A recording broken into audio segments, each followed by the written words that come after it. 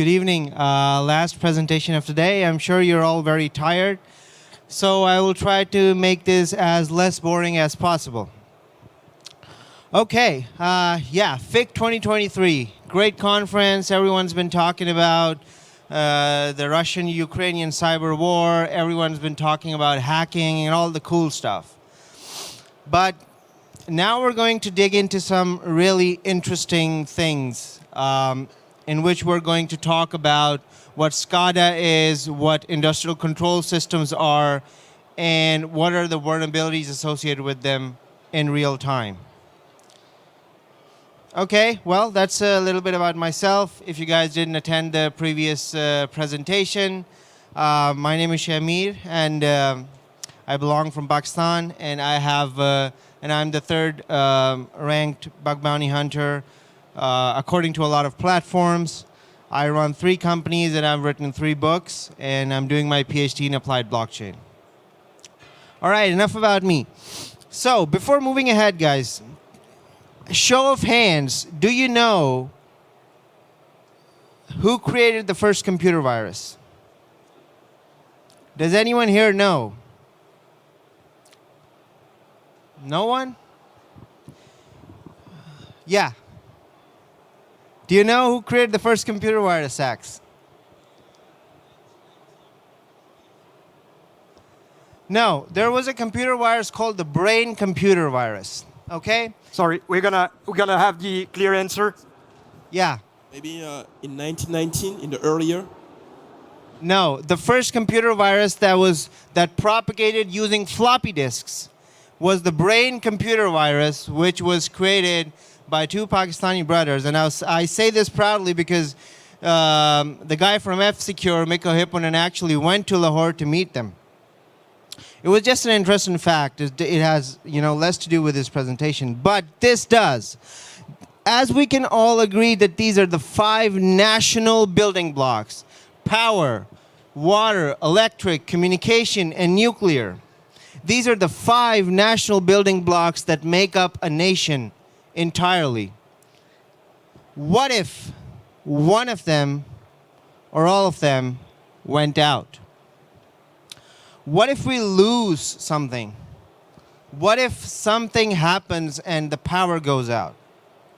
If I were to tell you that the following image that you see right here, this is Detroit, August 13, when basically due to a software bug, a power outage happened, which took off the electricity from mostly half of America, including the cities of Cleveland, Detroit, Toronto, Ottawa, and New York.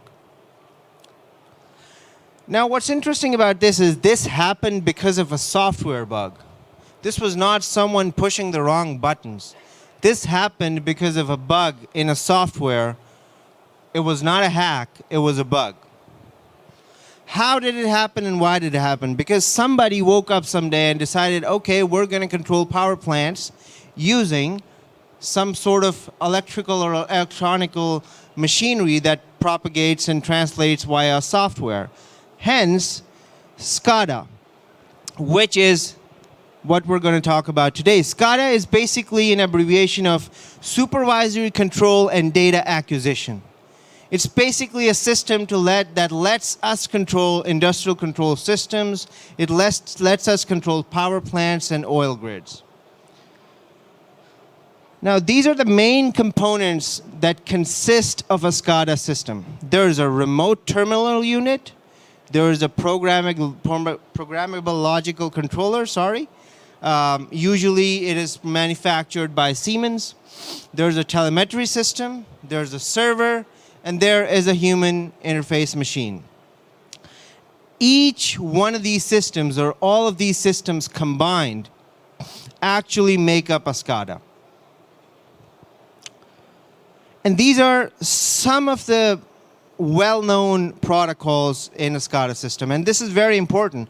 Modbus, it runs on port 502. We have DNP, DNP3, Fieldbus, Ethernet IP. So for every network system, there's a Scada counterpart. Before moving forward, I would like to talk about some of the popular hacks that happened in history. In 2010, and we're going to talk about this in detail, in 2010, something called Stuxnet took over the Iranian nuclear program. In the same year, Night Dragon happened. And this is all after, this is a pattern that we see after the software bug in Detroit. Then we have Duku Flame and Gauze in 2011. It was a very harmful malware. After that came in the Shamoon virus, which took over the Saudi Aramco oil pipelines. Then we had the hack where hackers took control over the New York dam. Then we had Havix. The list goes on. The German steel mill, the black energy malware, the Ukrainian power grid in 2016. And then the next attack on the Ukrainian power grid. And then SamSam. Looking a little bit deeper into these attacks, and Saudi Aramco was basically targeted by something called the Shamoon virus that overwrote data for more than 30,000 systems. Then hackers actually took control of Target's HVAC control systems and stole credit card data. And then Iranian hackers in 2013 took over a New York dam. It was just a test, and it was just for them to see that they could do it. Then a cyber attack on a German steel mill. This is all very important because it leads to today. Where do we stand today? Then we had the Ukrainian power grid in 2015. The Kumuri Water Company, again. Indestroyer, known as Crash Override as well, the first malware to specifically attack electric grids, used in the first Ukrainian attack, which was the evolution of Stuxnet. And then we had SamSam, which works in today's as well. Now, guys, we've talked a lot about this, and now we're going to see how can we find vulnerable Scada systems online. I'm sure you all know about this, but still I'm going to do my best to make it less boring as possible. This is something called Shodan. It is a well-known search engine, but what most of you don't know about this particular search engine is that most of its queries are fetched from Google itself. So if you were to search port 102 using a Google search engine, you can easily find that. Now, we looked at a number of ports, right, when we were checking it out. Now, these particular ports that we see here, we can search for any one of these ports, and we will be able to narrow down our search. I think. What? Sorry, I think that the screen is not reported. I have no idea. Working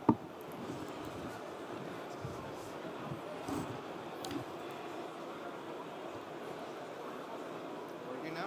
Yeah, it's back. Okay, great. So now we're going to search on port 1 Tetra 9. And we'll try to narrow it down to Baidu Technologies. This is all very important because this is going to lead to something that we're going to do in the future. Now we know that we can use Shodan. We have these list of ports that are very critical to our Scada system. And what can we do with it? We can search Shodan for a particular Scada system and try to exploit it. Now, how is that going to happen? That comes next. We looked at Modbus. So Modbus is basically a utility anyone can download it, anyone can use it very, very easily. It is a utility that is used that was basically used to interact with Scada systems. And this is the memory addressing of Modbus, actually. So because before we proceed, we need to take a minute to review some of these terminologies. Modbus CLI is basically designed to be used with both Modicon and Schneider Electric. Schneider Electric is a PLC manufacturing company, and so is Modicon. All of these words are used to interact with all of these bytes. The double words are the 32 bits in the memory, and the single words are the 16 bits. And then we have the 8 bits as well. Here's where it gets interesting. You can actually harvest a table from the internet using which you can interact with any Scada system on the planet using Modbus. We have little short codes for Schneider Electric. We have short codes for Modicon addresses.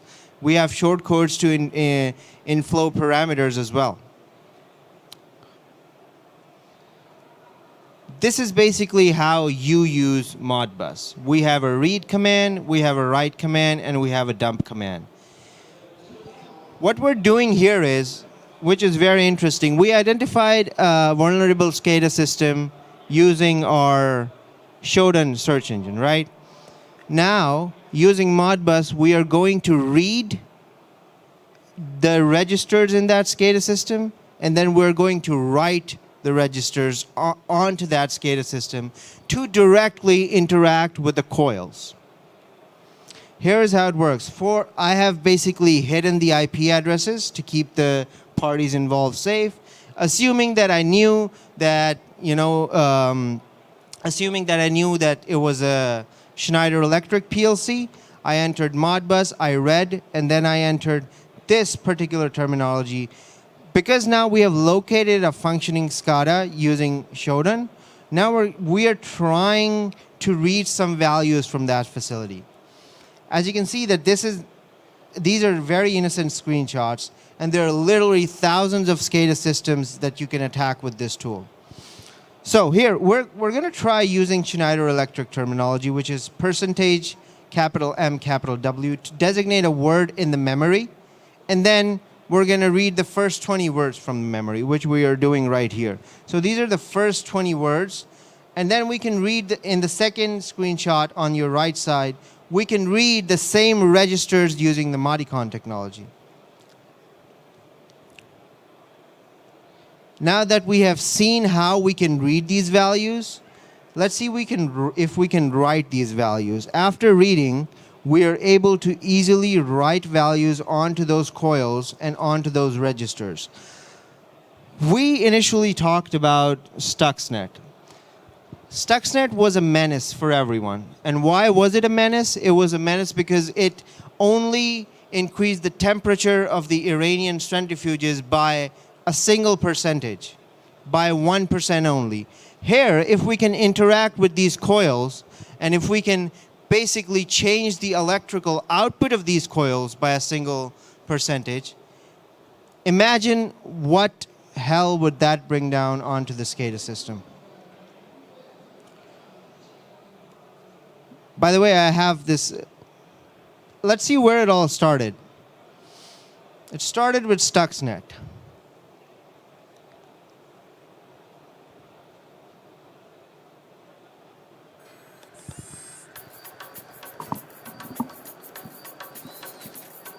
In June last year, a computer virus called Stuxnet was discovered lurking in the databanks of power plants, traffic control systems, and factories around the world. 20 times more complex than any previous virus code, it had an array of capabilities. Among them, the ability to turn up the pressure inside nuclear reactors or switch off oil pipelines, and Stuxnet could tell the system operators everything was normal. Unlike most viruses, Stuxnet doesn't carry the usual forged security clearance that helps viruses burrow into systems.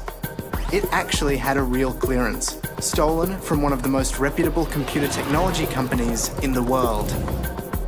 It exploited security gaps that system creators are unaware of. These holes are known as 0 days, and the most successful viruses exploit them. The details of a 0 day can be sold on the black market for $100,000. Stuxnet took advantage of 20 0 days. But once it got into a system, it didn't always activate. Buried deep in the Stuxnet code was a specific target. Without that target, the virus remained dormant. What was it looking to shut down? the centrifuges that spin nuclear material at Iran's enrichment facilities. Stuxnet was a weapon, the first to be made entirely out of code.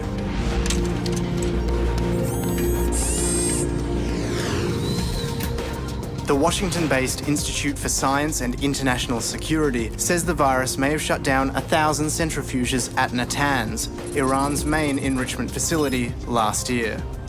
In November, the International Atomic Energy Agency, the UN's nuclear watchdog, said Iran had suspended work at its nuclear facilities without explaining why. Many observers credited Stuxnet. Last month, the Iranian government conceded the virus's infection of the Bashir nuclear facility, still under construction, meant that switching the plant on could lead to a national electricity blackout. Iran has responded to the attack with an open call for hackers to join the Iranian Revolutionary Guard and has reportedly amassed the second largest online army in the world. So who was behind Stuxnet? There's no evidence beyond rumour. Some have it that Israel is responsible because the virus code apparently contains references to the Hebrew Bible. Others believe the US was involved in the testing and development. The finger has even been pointed at Siemens mobile phone company, whose software is used by the Iranian regime. The most important question may not be who designed it, but who will redesign it. The evolution has been so fast that 9 months after its detection, the first virus that could crash power grids or destroy oil pipelines is available online for anyone to download and tinker with. You can watch people on YouTube pulling Stuxnet apart. It's an open source weapon. And there's no way of knowing who will use it or what they will use it for. Interesting, right? No fingers pointed at anyone, guys. We still, it was said in the video that there is no evidence beyond rumor. But how does Stuxnet work? We are more interested in how these things work, not to find out the origination standpoints, right? Stuxnet had basically 6 different functions. First of all, it infected a system. It didn't came in from the internet. It didn't came in from any external medium. It came in from the USB hard drives. Then it searched if a system was basically connected to a PLC or a Scada system. Then it updated itself. Based on the latest updates from the attacker's server, it pulled updates. Then it compromised. How did it compromise the victim machine? Using the Windows CVE 2010-2398, which was a 0-day at that time, and multiple others. Then it took control. Slowly, it took control by using lateral movement. It took control of all of the systems around itself. And then it just changed the temperature of the centrifuges by 1%, using which we were able to bring down the entire Iranian nuclear program. If we look at Stuxnet code, we find out that it works similarly to a malware that runs in an auto-run system. You have a USB, you plug in a USB, there is an auto-run Trojan dropper that works. Stuxnet used to work in the same way.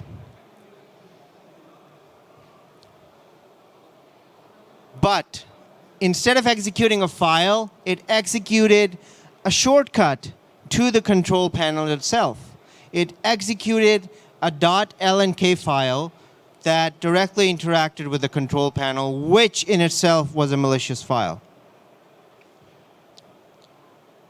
Upon infection, these were the encrypted DLL files that were the main components of Stuxnet.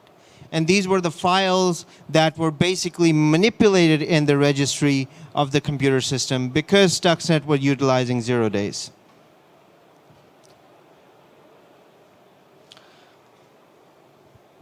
Now here, you need to look at, basically these were the 3 services, services.exe, SVC host, and ISAS.exe. These were the services that Stuxnet basically killed upon execution using the encrypted DLL files that dropped in the OEM. I know this is getting a little bit technical, but I promise it's easier down the line.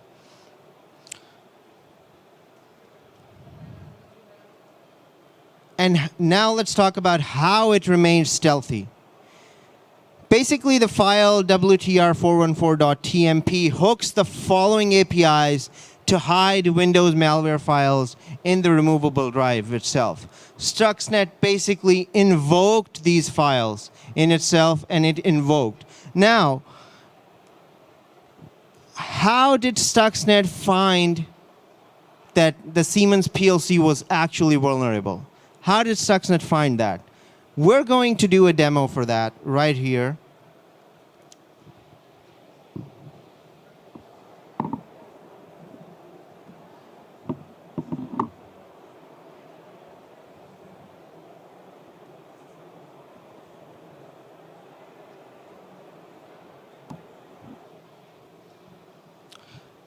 Okay, now this is a Siemens S7-1200 PLC. This particular exploit was once a 0-day, right? This particular exploit is basically an authentication bypass that allows you to access the internal configurations of the PLC itself. Without even having to log in, we're now bypassing the authentication, and we're now looking at the diagnostics, as well as the memory section, as well as the module information of the PLC, which should be, technically, it should be sensitive information and should be hidden, right? But no, we are easily able to access and assess all the details of the relays, as well as different kinds of things. Now, this is how Stuxnet, this is the exploit that Stuxnet basically did and exploited. Whenever it looked into a PLC system, it looked for this particular authentication bypass, and once it found it, it went in. This is a PLC located somewhere on the web. Please do not write down this IP address. I don't know who this PLC actually belongs to. So I'm just trying to tell you the amount of damage. If I was a malicious user, what could I have done? And this is the most interesting part. Today is April 6th, 2023. And let's hope this is not a French PLC, by the way. So what you see right here are the temperatures that this particular PLC is actually controlling at this point in time. We have access to the file browser right here, from where we can actually assess the temperatures. If I were to upload a malicious file where I would put in my own designated temperatures from this file upload panel, I would be easily able to manipulate the temperatures that this PLC was controlling, thus tricking or shutting down the entire system itself.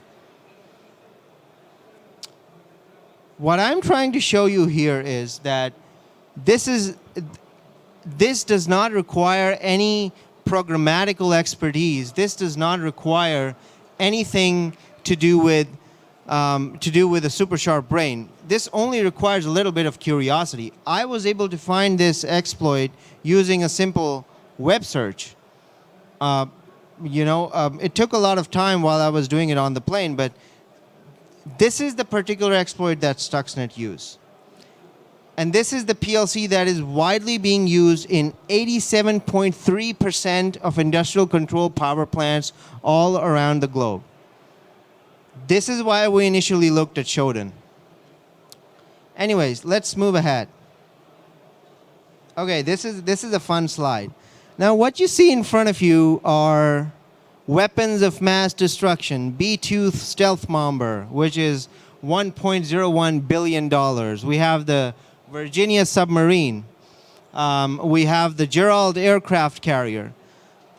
Do you guys have any idea the budget Stuxnet actually took to make?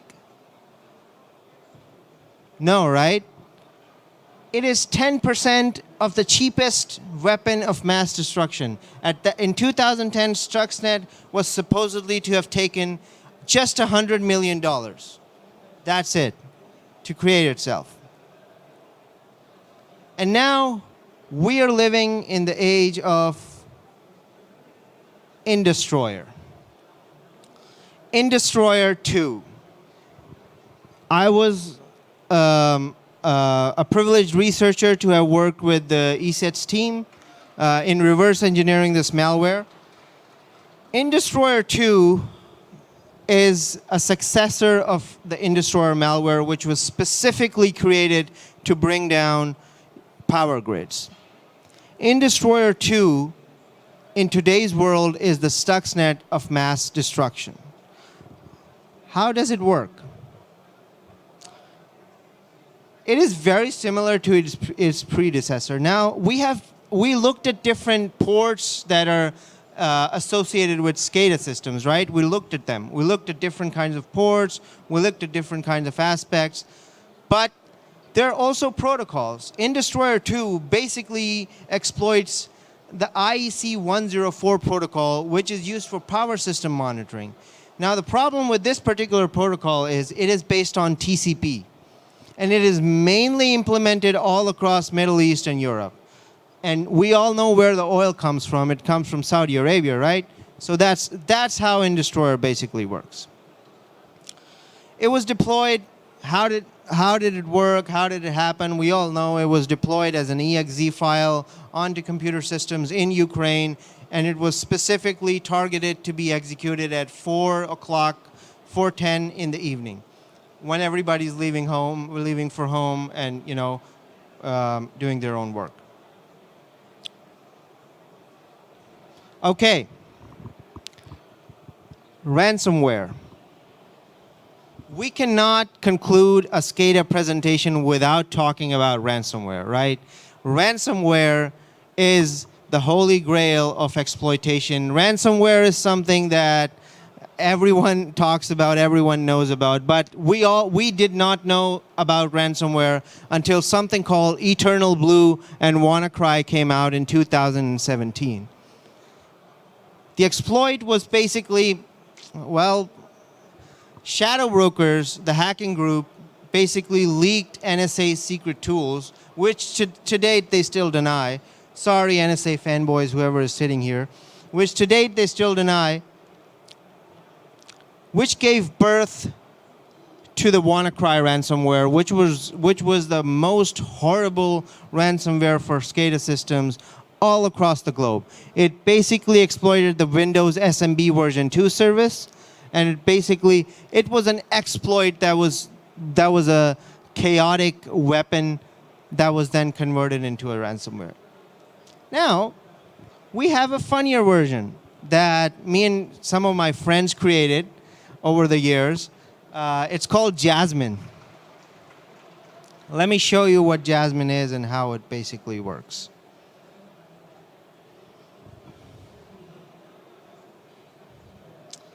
Okay, so this is Jasmine, and these are all these are not real. These are all stupid names that we give. And this is the Jasmine encryption folder. This is an AWS highly secure machine. We have scanned it using Bitdefender and whatnot. And what this is going to do is if we simply execute this, that's it. It's done. Everything is encrypted. And desktop. This is the desktop that came in. Imagine if this was a Scada system. Imagine if someone of you actually clicked on this file that appeared in your email. You would be at the mercy of a presenter at a conference who actually exploited the system, right? So we created this based on WannaCry. It is available for educational purposes. You can, by the way, Gaur is my name, Sadat is my friend. You can actually download it from GitHub and give it a try, and you can easily test it out. Let's look at another kind of ransomware which we have also created. It's called ShinoLocker. So after WannaCry came out, me and my friends, we sat down and we started coding ransomwares like anything. And both of these ransomwares, Jasmine and WannaCry, they work differently in terms of vulnerabilities exploitation. Now, what's going to happen? Until you give it the decryption key, it is not going to decrypt the files.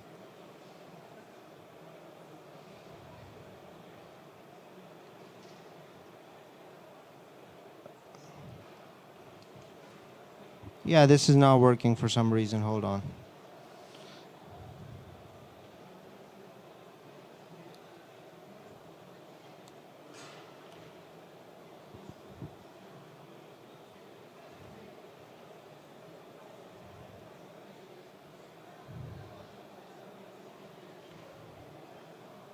Anyways, even if this doesn't work, you guys can go to shinnerlocker.com and download it to test for educational purposes.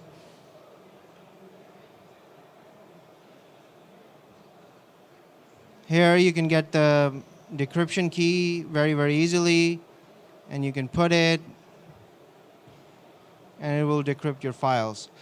The main difference between these two is the other one, the Jasmine ransomware works on the WannaCry exploit, and this works on a different kind of exploit. Yeah, guys, let's move forward. I have no idea why this is not working. Okay.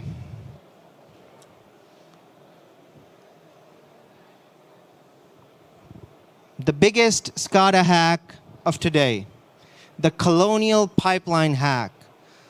A hack that had our Saudi Aramco to its needs, the US oil prices skyrocketed to 25%, and consumers faced a shortage of oil from the East Coast to the West Coast. This was not a software bug. And we're going to see, we're actually going to demo right now in this workshop of how the attackers may have done it. And it is not difficult, let me tell you that. The Colonial Pipeline hack was done by a group called DarkSide. How did they do it? They basically got access to a password of a VPN of the internal network of the Colonial Pipeline infrastructure. This is what happened. This is the entire Colonial Pipeline right here. It goes from Louisiana all the way to somewhere in Canada. And this was the gasoline outage after the pipeline had to close down using the ransomware attack. Now, the chief executive, Joseph, told the US Senate that the attack occurred using a legacy VPN. This is just a normal way of saying that, okay, we didn't know what to do, and we did not have multi-factor authentication in place. Anybody attended my talk in the morning on bypassing MFA? Right? Now you see what's wrong with the entire industrial control system paradigm is that we rely too much on products. What you see in front of you is, guys, on May 6th it started the initial intrusion and data theft. On May 7th, the ransomware attack actually begun. On May 9, there was an emergency declaration by President Joe Biden that the attack was harmful. And the pipeline was restored to normal operation on May 12th. 3 days after the attack, the Department of Justice basically claimed that they had to give 63.7 Bitcoin, which is $2.3 million. And on the June 8th, it was declared. Now I'm going to show you how it could have happened. So these guys actually had access to the Colonial Pipeline password, right? This is the domain of the Colonial Pipeline URL. Sorry, this is the internal domain, actually.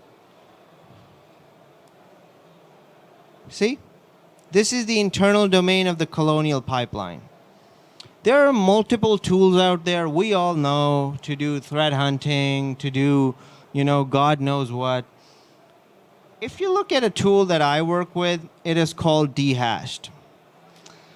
Would you believe if I told you that the Colonial Pipeline VPN password was actually Colonial Pipeline itself? I know it's a bit tricky to understand in terms of what we are doing, but 90% of the times when you look it up, the password is actually callpipeline.com. On 90% of the email addresses using threat hunting, and this tool has found 1,625 email addresses and their correlated passwords. You just have to keep looking and looking and looking. Even if this was not the password, even if this was a wrong password, the attacker actually narrowed it down to 98%. Even if it was alphanumeric and whatnot, the attacker did know where not to focus. And that is how, guys, we have successfully been able to hack into Scada system for the past 10 years. It's not because of exploits. It's not because of problems in systems or programmatical mistakes. It is because of people just basically ignoring the need of passwords. And that is why, you know, we were trying to come up at my lab, we're trying to come up with a multi-factor authentication passwordless system that is going to help and totally eliminate passwords. It's called Authian. Please do look it up. Yeah, that's about it. I'm done. Any questions? Thank you very much. Thank you very much for your intervention, for your conference. I'm going to go for a microphone, and then we're going to jump on the questions and answer session.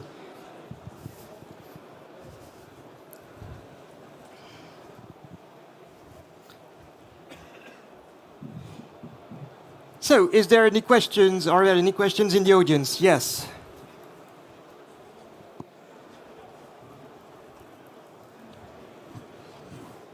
Thank you for your talk. At the beginning, you showed you could read and write the memory of systems you found online. How do you get documentation to make sense of what you're reading, as it's just binary? Yeah, we don't need to read. And so in order to make sense of it, we just need to understand what is turned on and what is turned off. Let me show you that slide, okay? So Scada systems are electrical systems, okay? Scada systems are not electronic systems. And we need to understand what systems are turned on and what systems are turned off. If we use the Schneider Electric technology, we get the output in terms of hexadecimal. If we use the Modbus technology, we get the output in terms of binary. If we use the Modicon technology, we get the output in terms of in terms of hexadecimal to the power 3. And that is why these outputs are actually different. So we just need to know what is turned on and what is turned off. You can easily make this, you can easily turn this into a 0 and 1 scenario and identify if this is a 1 or a 0 based on the power of it. And that is how we're able to make sense of it. And similarly, that is how we're able to iterate and write to the registers or the coils as well. You can find Modbus's article on my blog, shamidamer.com. I've done that. And you can have more information about it. But this is the best and easiest tool to use when interacting with Scada systems.